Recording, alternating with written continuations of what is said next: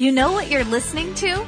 Is that a trick question? It's the I Still Love This Game podcast with your host, Matthew Damian. He's an idiot. Don't listen to this. He's an idiot. Hello and welcome to episode 71 of the I Still Love This Game podcast. In today's show, we've got a lot to discuss. Obviously, we've got the Rockets and Warriors in Game 7.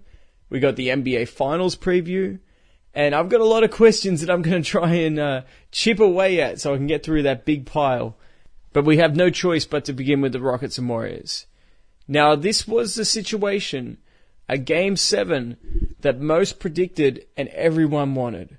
Even fans from both sides wanted to see this go 7. Now, of course, they wanted their team to win in the 7th game.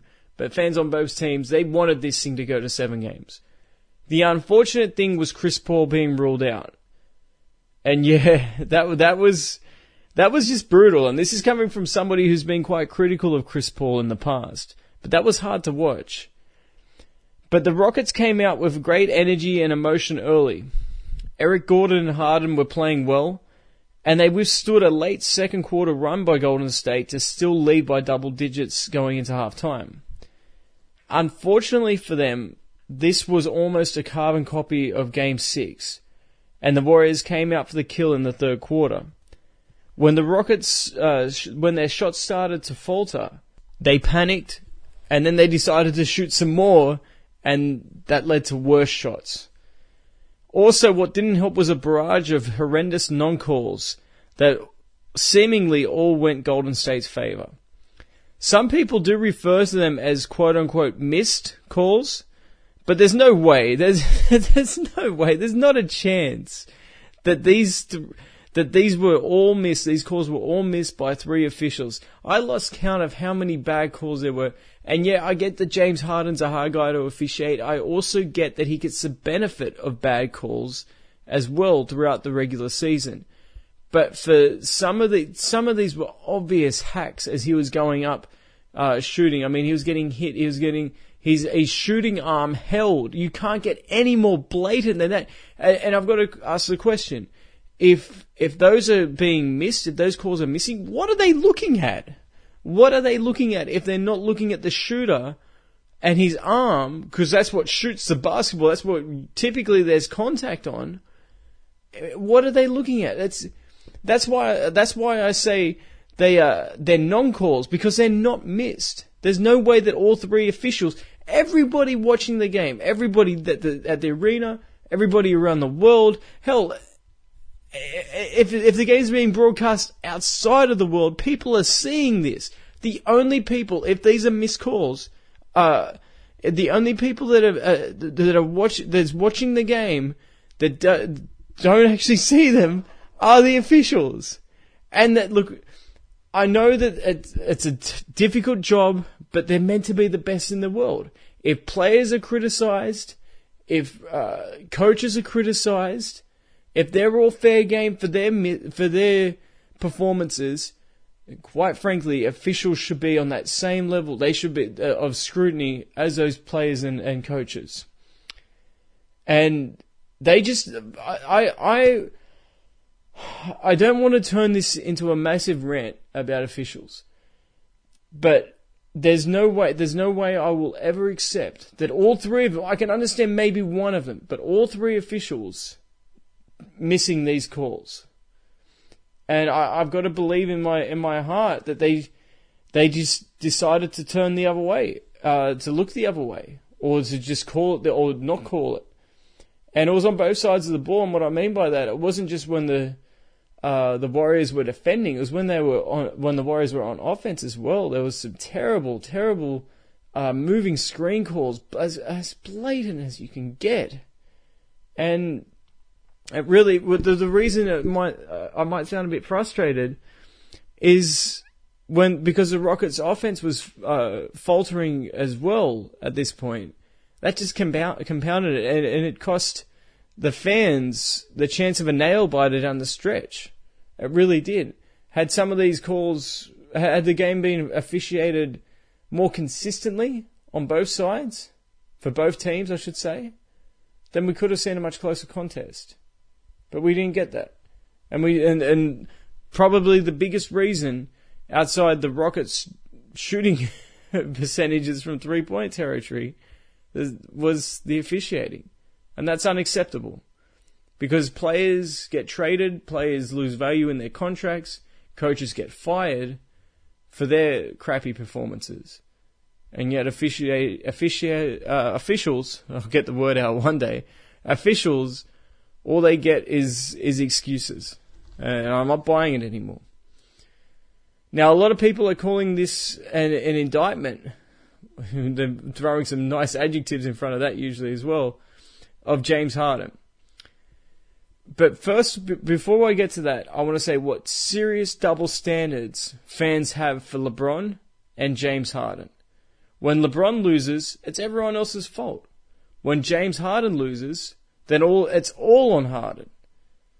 Even this past Game 7, for the not the Warriors and Rockets, but for the Celtics and Cavaliers, but that past Game 7, mainstream media somehow turned him winning without the Cavs' second best option on offense into one of the greatest fairy tale stories of all time, whilst completely ignoring the fact that Boston was without their number 1 and number 2 options to start the season. Now, before you jump down my throat, I'm not saying that Gordon Hayward is a better offensive weapon than Jaylen Brown or Tatum right now. That's not what I'm saying at all. I'm saying at the start of the season, there is no question, absolutely no question, that their 2 primary scorers and offensive playmakers were Kyrie Irving and Gordon Hayward, without any doubt. And they were without both of those guys. And yet, because all of a sudden the Cavs lose their second option on offense, that's the fairy tale story. That to me is just remarkable. I truly wonder what would have been said had the Rockets advanced without Chris Paul. What excuse would they have given? Because let's not forget Jeff Green's performance as well in Game 6 and Game 7. It's not like LeBron was out there without any help. He had guys stepping up. So if James Harden had won and had Eric Gordon or Ariza or PJ Tucker or whoever stepping up, I'm sure all the credit, and rightly so, would have gone towards those players. But whoever plays alongside LeBron, that completely gets whitewashed. It gets completely swept under the rug, and LeBron is the greatest. But I'll get to that in a minute. I'm getting my shots in now because I got so many questions about LeBron, and I thought I was actually good to him last episode. I can't work this out. But let's get back to the Game 7 between the Rockets and Warriors. And what I'm about to say here might raise some eyebrows. I'm not doing it intentionally. I'm just speaking my mind as I usually do in this podcast. But this was not on James Harden. I'm going to say that. Yeah, he shot badly.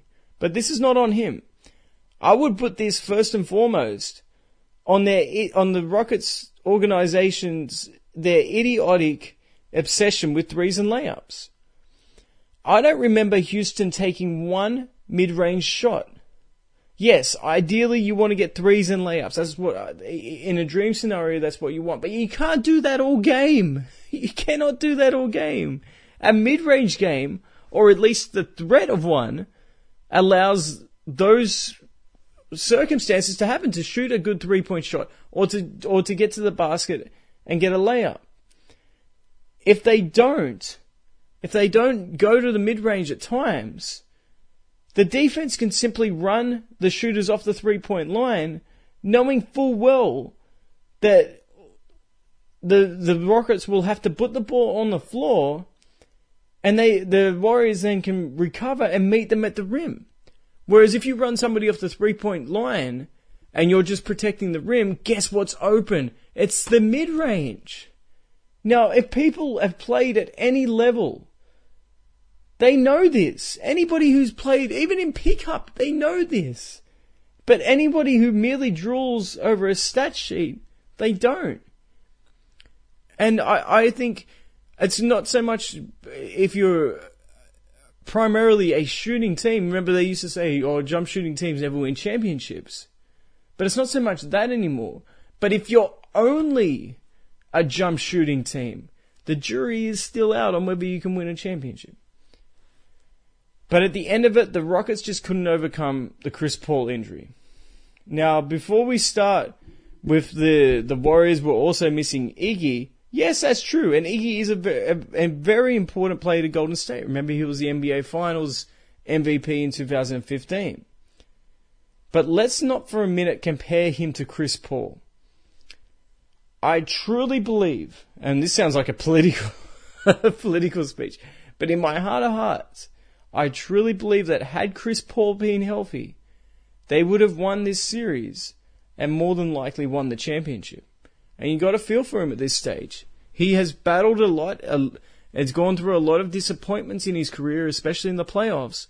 For him to be that close and for an injury to basically take that away from him, that's got to be, from a basketball standpoint, heartbreaking. On the other side of it, I don't want to turn this into the Rockets eulogy, but from the other side of it, the Warriors finally showed some versatility. They couldn't merely outgun or outshoot the Rockets, so they dominated defensively. On top of that, they showed the heart of champions, coming from behind in back-to-back games. And of course, the final game was on the road in Game 7. This was their gutsiest win of the Steph Curry, and Klay Thompson and Draymond Green, Steve Kerr era.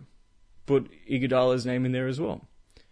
Now, you might bring up Oklahoma City in 2016, but the reason I have this series ahead of that is the Thunder imploded after being up 3-1. Now, Houston also struggled shooting, but their intensity never wavered.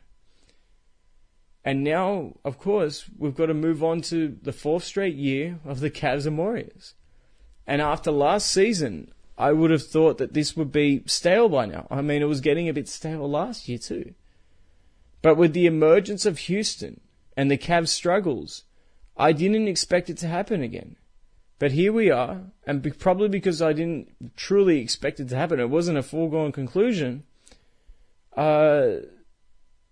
it feels a bit fresher maybe. Also, we got dramatically different rosters for the Cavs this year.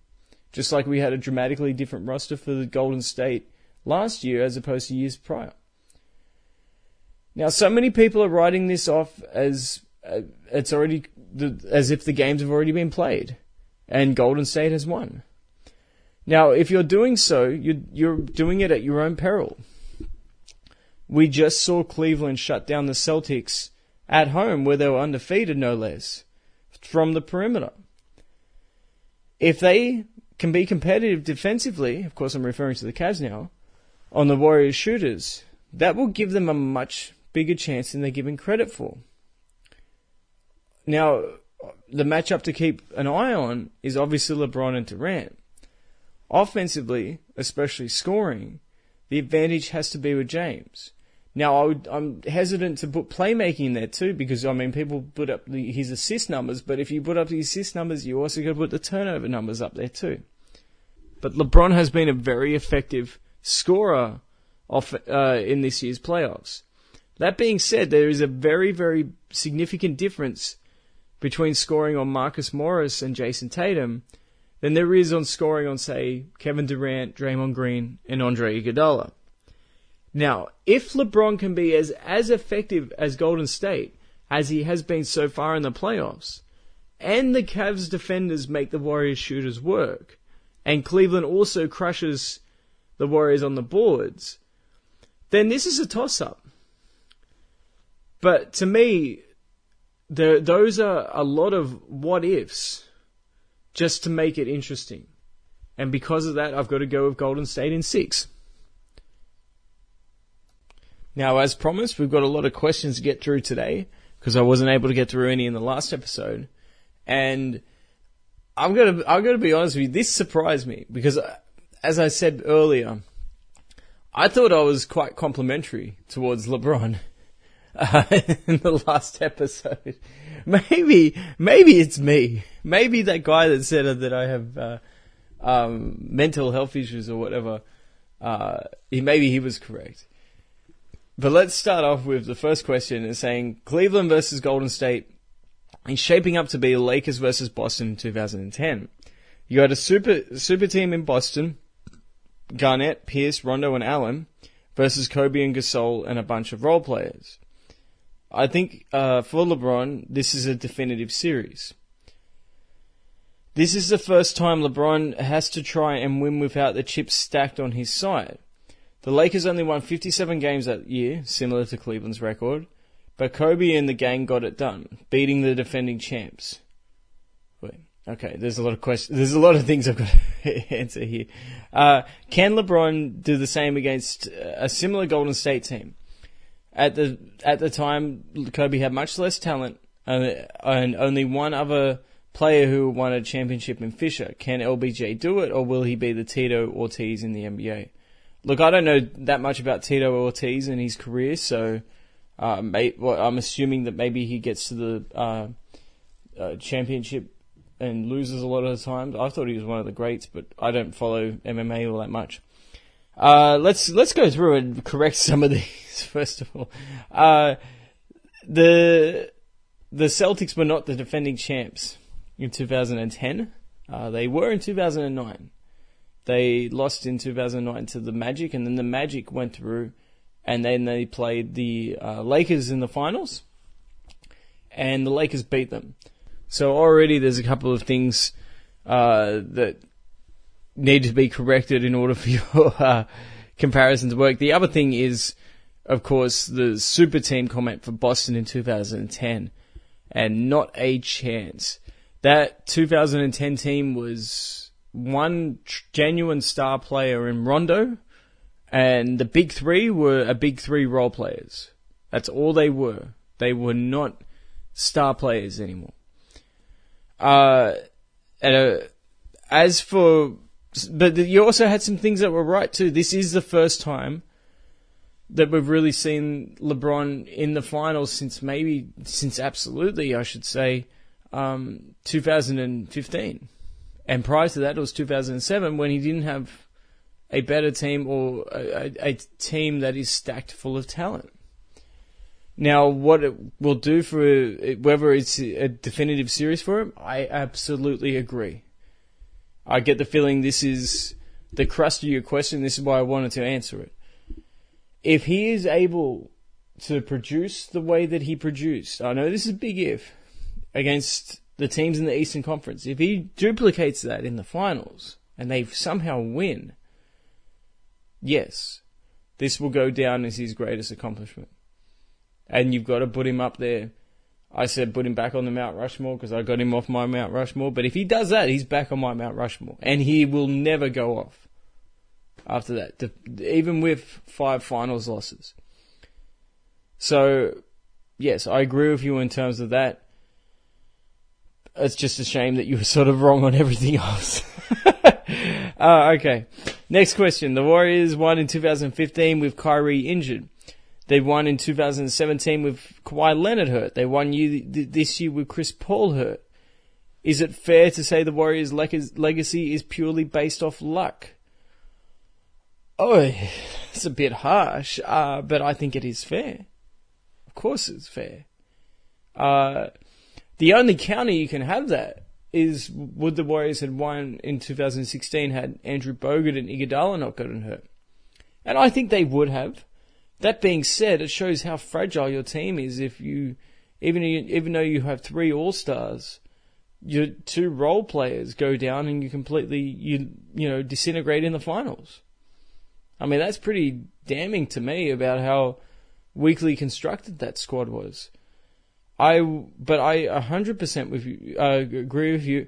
2015 was incredible because Drew Holiday was injured in the first round, Mike Conley was injured in the second round, and Patrick Beverley was injured in the third round. And plus, it wasn't just Kyrie Irving injured; it was also Kevin Love.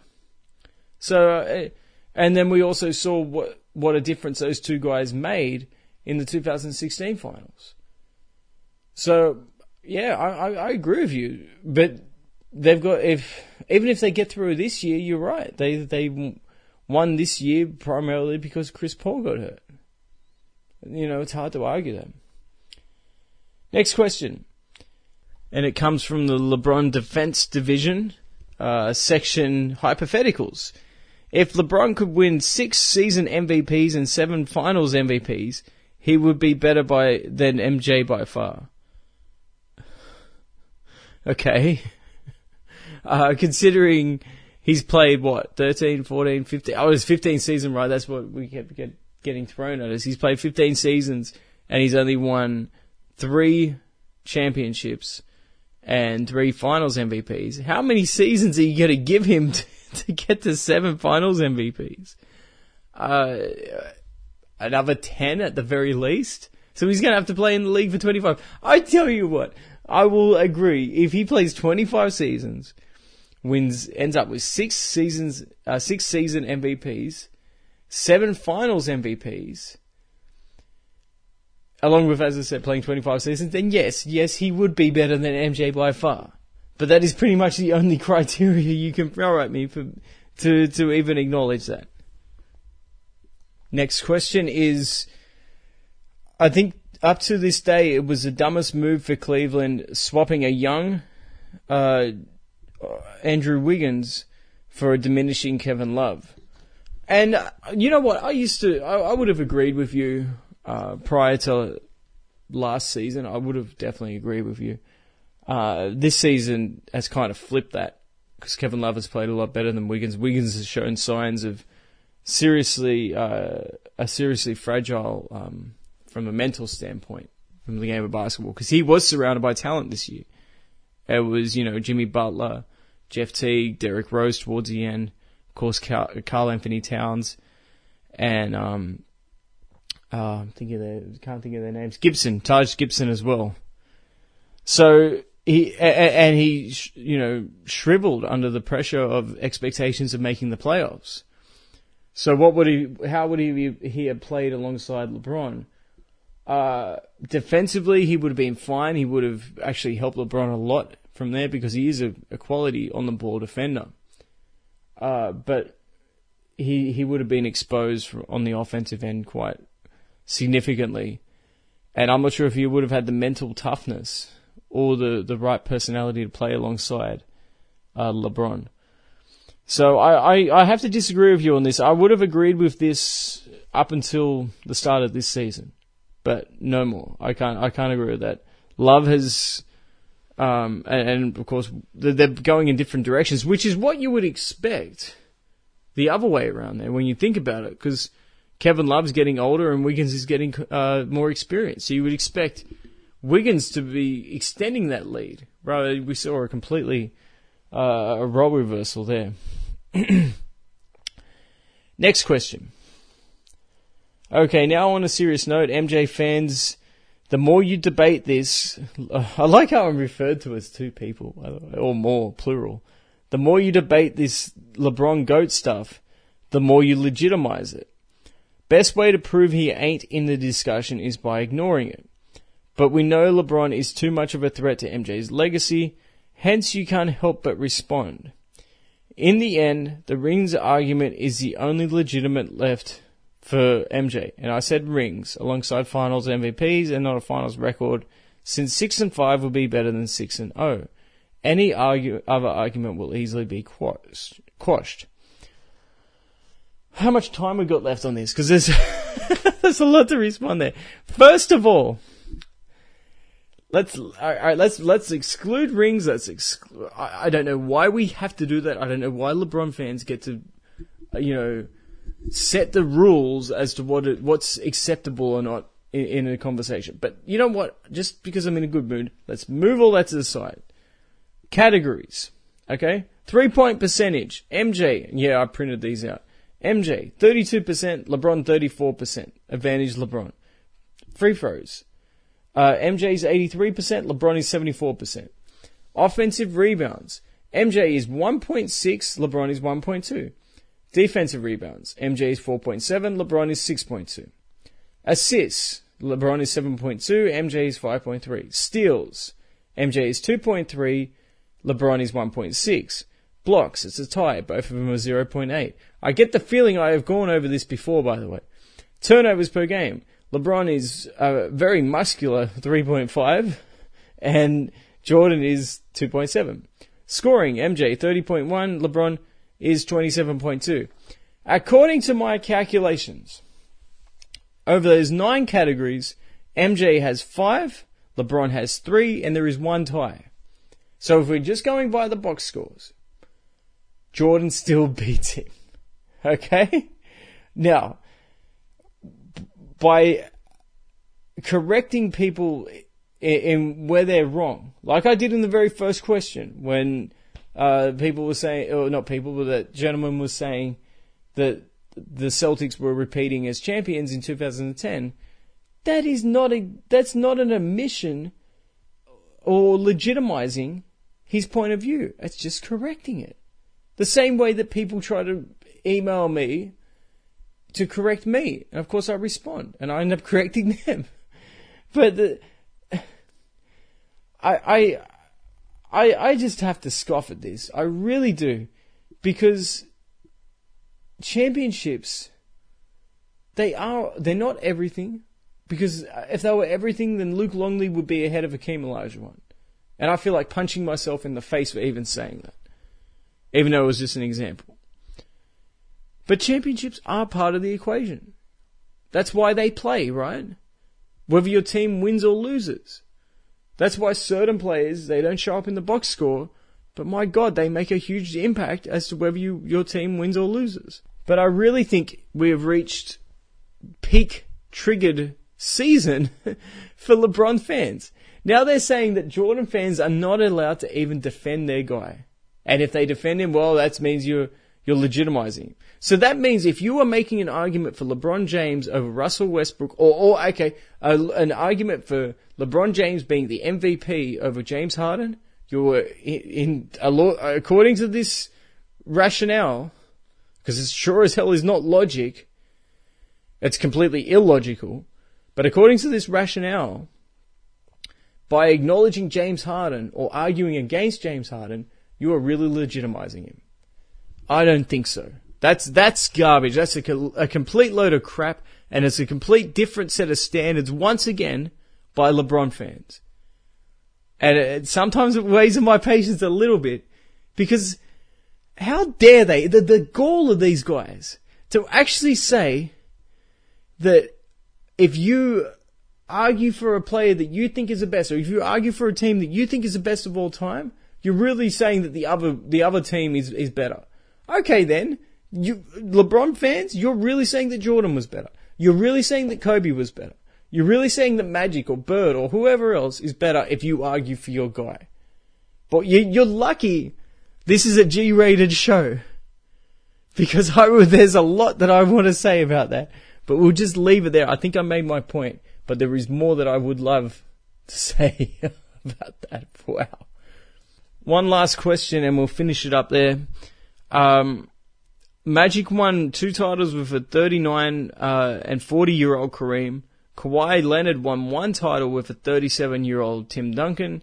So why couldn't obviously LeBron, why couldn't LeBron win with a 37-year-old Shaq? That is nothing. Jordan won with a 43-year-old or 44-year-old, I don't know how old he was, Robert Parrish in 1997. He wasn't even on the playoff roster. This is stupid, right? This is absolutely stupid. Because whilst I get it, Kareem was 39 and 40 years old. Tim Duncan was 37 years old. Shaq at 37. Shaq was one of those players that you had to build an offense around. Otherwise, he was essentially rendered useless. And given his deficiencies on the defensive end, especially at this time of his career, he was a liability. There's no doubt about that in my mind. Now, if you want to make an argument that LeBron, being the great player that he is, one of the things that people say incorrectly about LeBron, though, is that he makes people around him better. He did not make Shaq any better. He didn't make Antoine Jameson any better either, and he was also an all-star.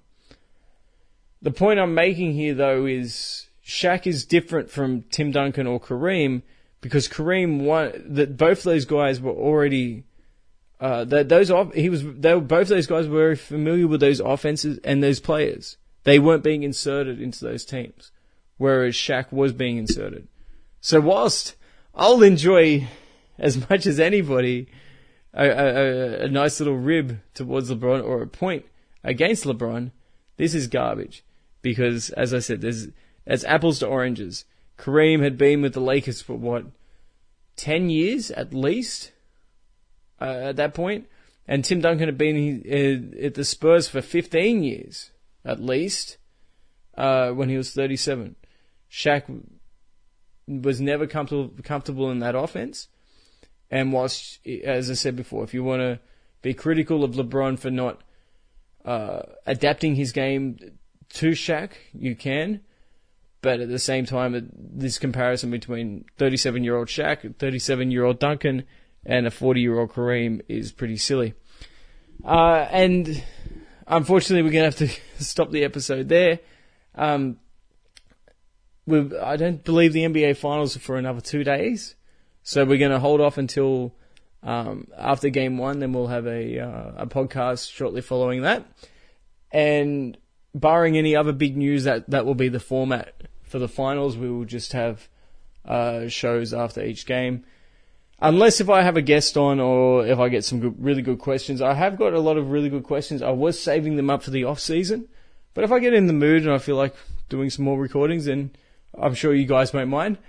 And I hope you enjoy Game 1. It should be much better than what we're being told it's going to be. I think it will be semi-competitive. And those ifs that I said before, if LeBron is able to dominate, not from the box score standpoint, but control the momentum of the game as well as the pace, and if we get some good defense on the perimeter from the Cavs, and if we get some good rebounding from the Cavs on both ends of the floor, then yes, we will get a good series. And I think at times we will get some very competitive games, but hey, you got to remain positive, huh? I don't want to get up there and say, hey, it's going to be a sweep, and, it is what it is. Anyway, thank you guys for listening. I hope you enjoy Game 1, and I'll catch you after Game 1 to talk about it.